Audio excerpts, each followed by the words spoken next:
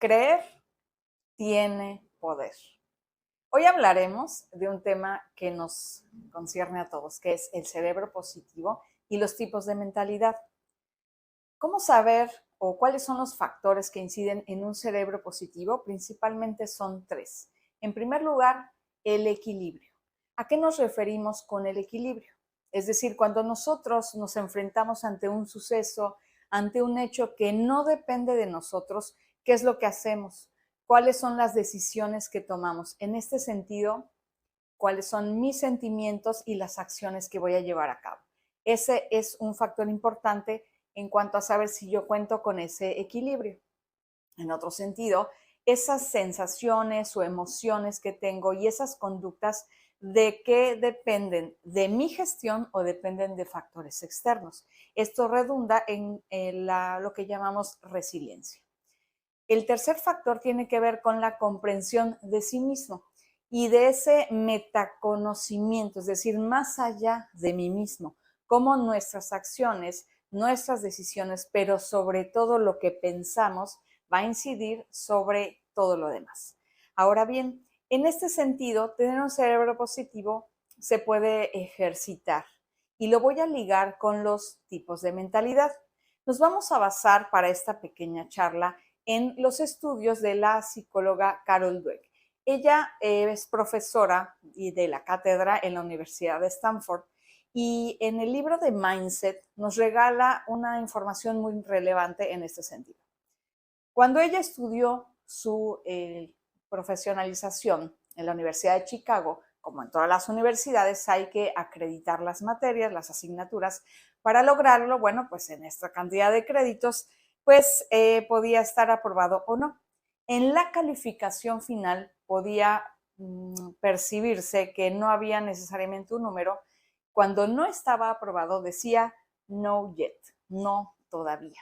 Es decir, este no todavía que nos permite, nos da una sensación de futuro, es decir, nos da una esperanza, un camino a seguir. Quiere decir que yo aún no he logrado esos créditos, sin embargo, lo puedo lograr.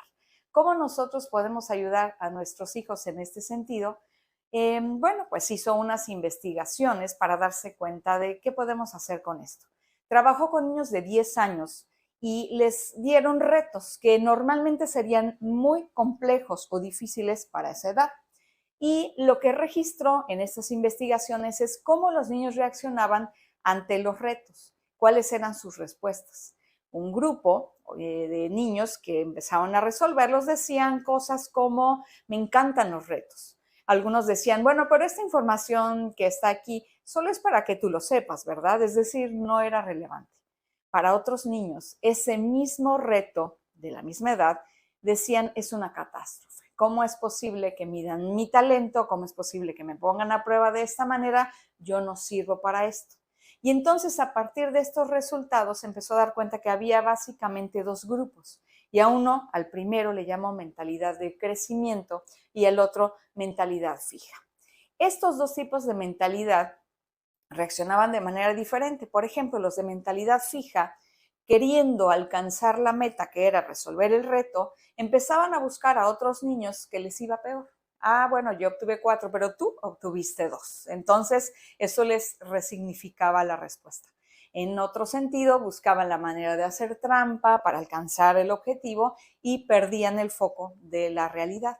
Entonces, a estos niños no les habían regalado previamente ese todavía. Entonces, trabajaremos nosotros con el todavía. Si nosotros pensamos en este tipo de mentalidad al que me puedo enfrentar, si yo le regalo al niño el todavía no lo logras, entonces le doy una esperanza para seguir avanzando. ¿Qué pasa? Si el entorno o la parentalización que tiene el niño le va diciendo que tiene que alcanzar, que tiene que lograr y el niño se esfuerza y va a querer obtener eso. Pero aquí lo importante es en qué me estoy fijando cuando mi hijo logra o no lo logra. Me fijo en lo que ya tiene, por ejemplo, la inteligencia o sus características físicas, o me estoy fijando más en su talento o en los procesos que realiza, en el esfuerzo. Esta diferencia es crucial para fomentar en nuestros hijos y en nosotros un tipo de mentalidad. y se puede entrenar. Entonces, ese enfoque nos puede servir a nosotros, que si no la tenemos, todavía la podemos mejorar. Entonces, el objetivo de una mentalidad fija es hacer parecer siempre que es inteligente o que sí sabe. Por lo tanto, cuando el reto lo supera, lo va a dejar, va a desistir y no va a querer esforzarse más. Porque si me es fácil, entonces soy bueno para eso. Si me es difícil, entonces lo dejo.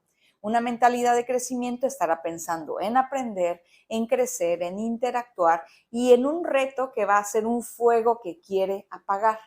Estos dos tipos de mentalidad van a enfrentarse a un mismo reto y lo van a resolver de una diferente manera. Y aquí estamos hablando de cómo nosotros podemos ayudar a nuestros hijos a crecer. Podríamos ver en una imagen donde tenemos a los dos cerebros. También se estudiaron cómo funciona el cerebro cuando nos enfrentamos a un reto.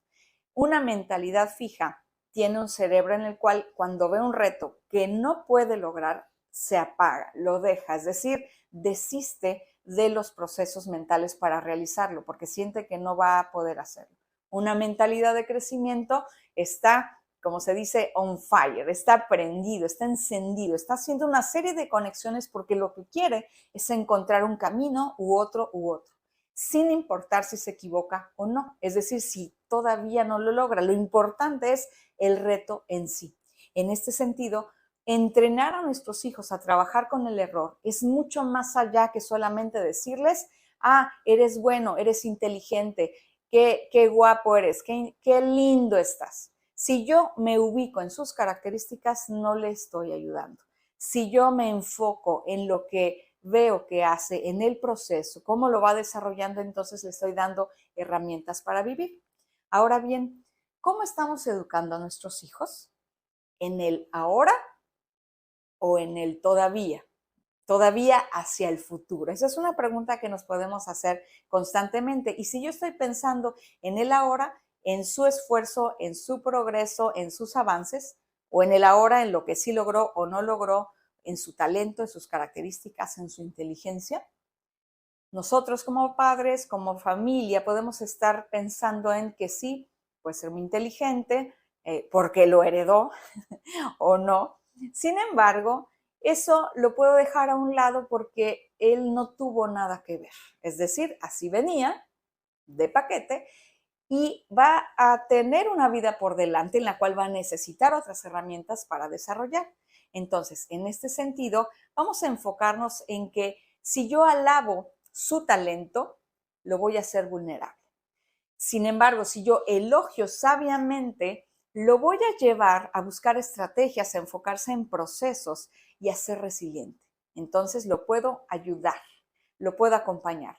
En este sentido, pues podemos regalarles algunas frases que alienten de manera positiva a nuestros hijos, a nuestros familiares, a nosotros mismos y que se guarden en ese cajón mental que yo pueda acudir al que yo pueda acudir cuando necesite una frase o cuando me esté enfrentando a un reto complejo. Por ejemplo, algunas de las frases son como de confianza.